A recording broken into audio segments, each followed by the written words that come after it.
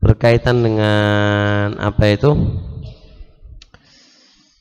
Ini yang rame. Semalam saya jelaskan sedikit tentang apa itu sholat jamaah pada tempat yang terkena wabah virus corona. Ana sebutkan beberapa alasan dan beberapa kesimpulan. Sekarang merembet ke Jumatan. Nah, boleh enggak tidak Jumatan karena berkaitan dengan apa? Virus corona. Imam Al-Amrani dalam Kitabul Bayan, bukan Pak Amroni kula kenaan. Jadi Imam Al-Amrani dalam Kitabul Bayan menjelaskan bahwasanya uzur pada sholat jamaah itu juga uzur pada sholat Jumatan. Jadi sama, apa-apa yang menjadi uzur pada sholat jamaah itu juga uzur pada sholat Jumatan. Disebutkan oleh Al-Imam Al-Amrani, di antara uzurnya adalah al-khaif ala nafsihi wa malihi, orang yang takut pada dirinya dan takut pada hartanya. Jadi kalau orang itu takut pada dirinya, penyakit, bencana, wabah, itu boleh nggak sholat Jumatan dan boleh tidak sholat jamaah. Tidak hanya itu, takut hartanya dirampok orang, dicuri oleh orang, itu boleh juga tidak sholat Jumatan dan tidak sholat jamaah. Paham insyaallah ini? Baik. Kemudian Al-Imam Nawawi dalam kitab Majmu' juga menjelaskan bahwasanya apa? Beliau menyebutkan kaidah yang bagus di kitab Majmu'. Apa-apa yang boleh tidak jamaah dan boleh tidak Jumatan adalah tidak mesti apa yang ada di zaman Nabi, akan tetapi kullu ma yalhaquhum masyaqqatun syadidatun, apa-apa yang menimpa kepada mereka keberatan yang sangat. Nah, keberatan yang sangat ini kalaulah berkaitan dengan virus corona yang semakin hari menyebar, maka boleh pada dia untuk tidak sholat Jumat atau sholat jamaah. Imam Mardawi dalam kitab Insaf juga menyebutkan orang-orang yang ada uzur tidak sholat Jumatan atau tidak sholat jamaah, itu diantaranya apa? Adalah al-marid, orang yang sakit, dan orang yang khaif ala nafsihi minal marad, orang yang sakit dan orang-orang yang mengkhawatirkan atas dirinya sakit, itu juga ada uzur, dia tidak sholat Jumatan atau dia tidak sholat jamaah. Kemudian fatwa Lajnah Daimah yang kemarin saya singgung, di akhir dari fatwa Lajnah Daimah beliau mengatakan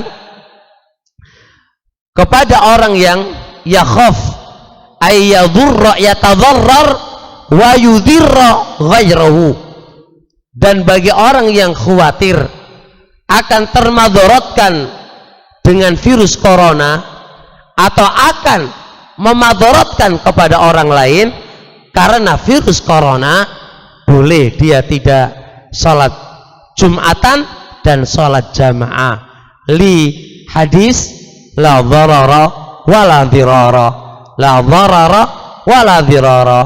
Saya baca juga adalah bayan dari muassasa Markis Al-Albani yang diketuai dengan murid-muridnya juga asdarat fatwa, mengeluarkan fatwa bolehnya tidak sholat Jumatan atau sholat jamaah berkaitan dengan virus corona ini. Taib. Kemudian nanti ada bab selanjutnya yang akan kita bahas berkaitan dengan pemerintah melarang dan menutup masjid ini bagaimana. Tapi sekarang kita sampaikan dulu uzur-uzur bagi orang-orang yang tidak Jumatan atau tidak jamaah. Saya dengarkan di sebuah kiriman dari Multaqa juga, fatwa Syekh Sa'ad As-Sasri, bagus sekali. Pertama beliau main usul fikih. Pertama,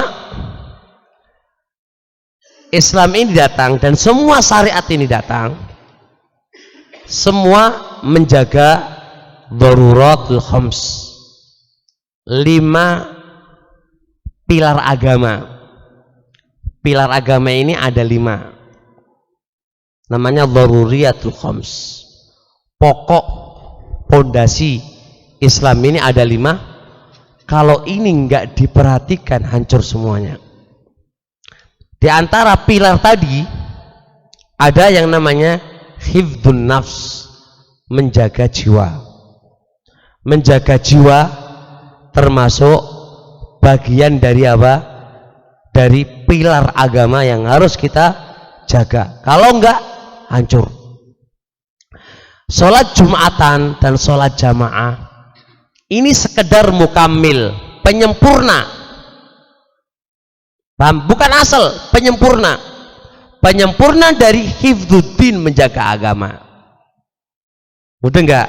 Ketika tabrakan antara hifdzun nafs dengan penyempurna, mana dikedepankan? Hifdzun nafs. Ini penyempurna. Ini sekedar penyempurna saja. Maka mana bisa kamu dahulukan penyempurna dengan jamaah atau Jumatan, lalu Anda menghancurkan hifdzun nafs, menjaga nyawa? Gak bisa. Nah, sekarang ikhwan barakallahu fik, dari keterangan tadi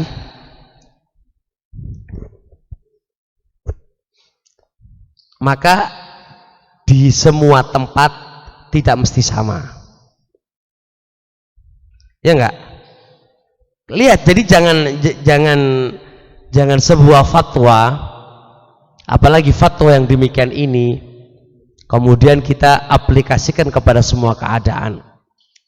Ini kepada orang yang takut kepada dirinya penyakit, berarti harus terkondisikan memang wabah di tempat itu memang benar-benar menyebar, kan begitu.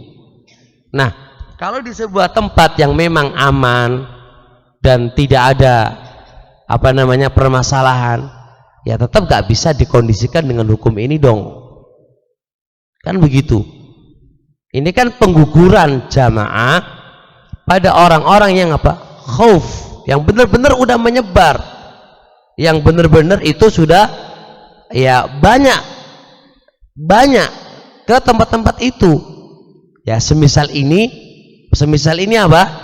Dikondisikan. Oleh karenanya ketika terjadi taun di Syam, Abdullah bin Amr bin As radhiyallahu taala tidak menyetop semua masjid, stop itu enggak. Maka dia menyuruh mereka tafarruq. Tafarruq itu memecah-pecah. Jadi jangan di tempat ini yang banyak itu enggak. Mungkin di sini sedikit, sana sedikit, sana sedikit. Itu termasuk bagian daripada apa? Saddu dzara'i, membendung apa? Membendung jalan. Artinya di saat itu walaupun semua tempat, semua kondisi, semua zaman jelas berbeda dari satu ke satu yang lainnya. Ya, jadi mungkin di tempat Jawa Timur yang mungkin masih belum apa? terlalu apa? terlalu parah kali, misal contoh ya jelas hukum bisa nggak sama dengan pada yang ada di Jakarta atau di tempat yang lain atau di daerah Gresik. Belum sampai sekarang alhamdulillah belum ada wabah, belum masuk sono toh. Belum ada toh, mudah-mudahan nggak ada juga ya, dan juga yang lain nggak ada kan itu kan. Artinya ya kawan, apalagi di Pondok kayak gini ini alhamdulillah kan, masa orang Jumatan ya kan, artinya tempat dari satu ke tempat yang lainnya jelas berbeda. Jadi ini nggak bisa dipukul rata, nggak bisa dipukul rata. Kalau kita melihat ada masyaqah, ada dharor, ada khauf ala nafsi, takut pada dirinya, ini benar-benar ada qarain. Nggak kok takut pada dirinya, memang dia nggak pingin jamaah dan nggak pingin jumatan, nggak repot kan kalau begitu, nggak bisa kayak begitu. Jadi tetap ada qarain, ada keadaan, ada bagaimana yang itu menunjukkan untuk itu. Paham insyaallah,